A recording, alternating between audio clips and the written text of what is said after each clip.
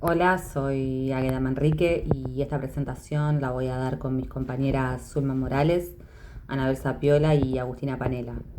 Nosotras elegimos como eje central la masacre de Napalpí de 1924. Este tema práctico y ejemplificador lo vamos a fusionar con los aspectos y conceptos del trabajo número uno, los archivos y la construcción histórica de América Latina. También vamos a analizar cómo este crimen de lesa humanidad se mantuvo silenciado durante décadas y cómo el cruce entre archivos documentales y relatos orales fue fundamental para la construcción de la verdad histórica y la búsqueda de la justicia. En este video nos vamos a centrar en la premisa de que los archivos no son neutrales, sino son un reflejo de cómo las relaciones de poder son las que ejercen el control sobre la información, decidiendo sobre qué se preserva y qué se deja de lado, qué se olvida, ejerciendo de esta manera un control selectivo sobre la memoria histórica. Examinaremos la lucha de los pueblos Cuom y Mocoit por recuperar su memoria, demostrando que sus relatos orales constituyen una biblioteca viviente esencial para la verdad. Y vamos a cerrar con la importancia del juicio por la verdad del año 2022 y las medidas de reparación que buscan democratizar el acceso al pasado. La masacre de Napalpí fue perpetrada por el Estado Nacional en el territorio de la provincia del Chaco en 1924 y fue un suceso traumático contra las familias Cuom y Mocoit, resultando en el asesinato de entre 400 y 500 personas. El contexto fue la extrema explotación laboral en la reducción de Napalpí, donde los indígenas eran sometidos a condiciones inhumanas. A fines de 1923 y principios de 1924, el gobernador Fernando Centeno prohibió a los indígenas salir del territorio para trabajar en Salta y Jujuy, buscando asegurar mano de obra exclusiva para la cosecha de algodón. Esta prohibición provocó el alzamiento indígena que pedía mejores condiciones laborales. El 19 de julio de 1924, con el apoyo de un avión de reconocimiento, Centeno lideró a 130 hombres entre fuerzas policiales territoriales, Gendarmería Nacional y civiles armados, que masacraron indiscriminadamente a tanto hombres, mujeres, niños y ancianos. Se cometieron torturas, mutilaciones y los cuerpos fueron enterrados en fosas comunes o incinerados para borrar todo tipo de huella de sus atrocidades. La masacre de Napalpí no fue un hecho aislado, sino la manifestación terminal de una trayectoria de prácticas genocidas del Estado argentino contra los pueblos indígenas. Tras la masacre, se activó por parte del Estado un mecanismo de desinformación y de terror. De parte del poder se difundía la versión de que fue una pelea entre fracciones, una pelea entre indígenas, pero no se contaba la versión real de la masacre. Se escondía lo sucedido. Esta realidad tan atroz nos lleva a, a reflexionar sobre la realidad de los archivos, siendo estos el resultado de una construcción oficial.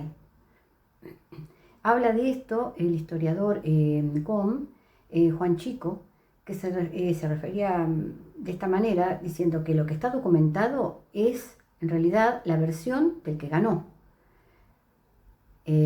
porque las poblaciones indígenas no tenían su voz representada en los archivos.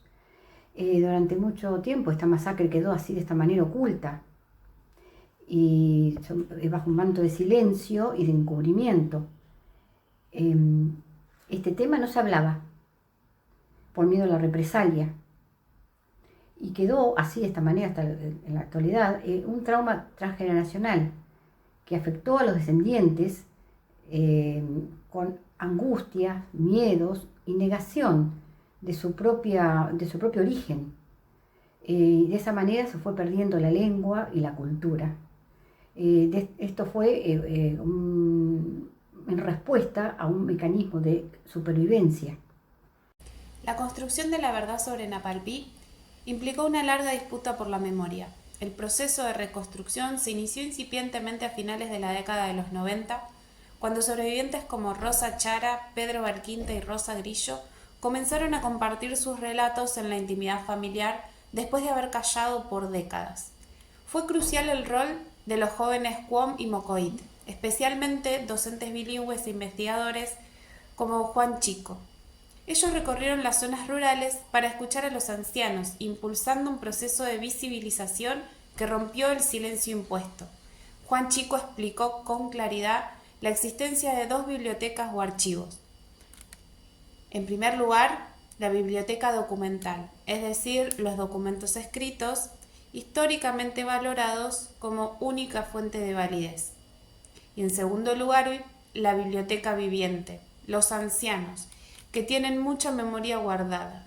Para el pueblo indígena, el relato oral es la forma de transmitir sus vivencias e historias de generación en generación. En este sentido, el silencio adquiere una implicancia reveladora. La investigación judicial, para ser efectiva, tuvo que adoptar una perspectiva de interculturalidad. Esto implicó flexibilizar la rigidez del sistema de justicia y valorar los testimonios no solo de los sobrevivientes, sino también de sus hijos y nietos, y tomar los relatos en el hábitat de los ancianos junto a sus familiares. Los conocimientos y saberes diversos de las comunidades indígenas, incluyendo su reconstrucción de la memoria histórica y la biblioteca oral, debieron integrarse en un marco de respeto, considerándolos una riqueza y aporte imprescindible. La investigación preliminar y el posterior juicio por la verdad oral y público, desarrollado en 2022, estuvieron basados en la integración de ambos archivos, el relato oral y el documento escrito. El juicio contó con el aporte de decenas de investigadores, historiadores, antropólogos y sobre todo archivistas, tales como Mariana Nazar y Alejandra Aragón, que realizaron un trabajo de identificación y búsqueda en el Archivo General de la Nación y en el Archivo Histórico de Provincia, encontrando pruebas trascendentales de la época. Estos documentos, generados por el Ministerio del Interior, la Policía de Territorios Nacionales y la Gobernación, demostraron las acciones y la visión del Estado sobre la reducción de Napalpí.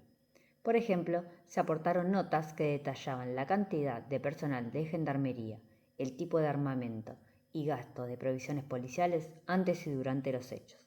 También se encontraron con cartas del caciquillo José Machado que explicitaban su voluntad de diálogo, contradiciendo la versión oficial de alzamiento. Como puntos principales, el 19 de mayo de 2022, la sentencia declaró: primero, la responsabilidad del Estado argentino en la planificación, ejecución y encubrimiento de los hechos. Y segundo, que la masacre de Napalpí es un crimen de lesa humanidad, cometido en el marco de un genocidio de los pueblos indígenas. Esta sentencia, por sí misma, es una forma de reparación y garantiza el derecho a la verdad. Además, la magistrada ordenó 3 medidas concretas y muy importantes en relación a los archivos y la memoria. La primera es la constitución de un museo y un sitio de la memoria de la masacre de Napalpí. La segunda es la conformación de un reservorio y un archivo digital de todos los documentos utilizados en la investigación. Y, por último, está la de la creación de espacios de investigación para docentes e investigadores indígenas. Estas medidas demuestran la importancia vital de los archivos para reconstruir la historia de horror, establecer responsables y, fundamentalmente, ejercer la memoria histórica para que los hechos de violencia no se repitan.